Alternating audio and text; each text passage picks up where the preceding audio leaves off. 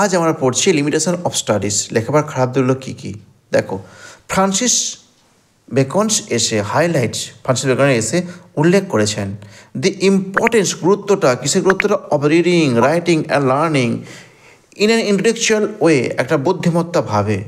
On the same time একইভাবে he points out the limitation of studies, একইভাবে তিনি উল্লেখ করেছেন লেখাপড়ার খারাপ দিকগুলো কী কী।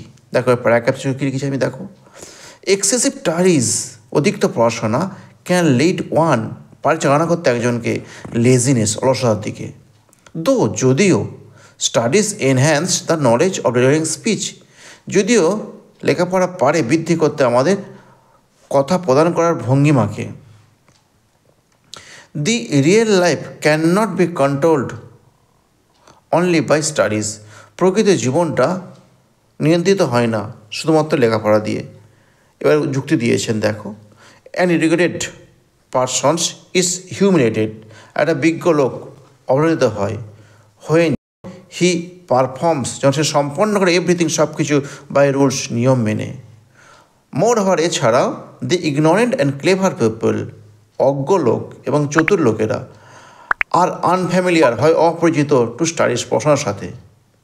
ইফ এ লার্নড ম্যান, যদি একটা শিক্ষিত মানুষ ইউজেস স্টাডিজ, ব্যবহার করে লেখাপড়াকে, টু মাচ, খুব বেশি, ইন হিজ কনভারসেশন, তার কথোপকথনে, তাহলে কী হয়, হি ইজ রিগার্ডেড, তাকে বিবেচিত করা হয় অ্যাজ এ ভ্যানিটি, গর্বিত বা অহংকারী লোকরূপে।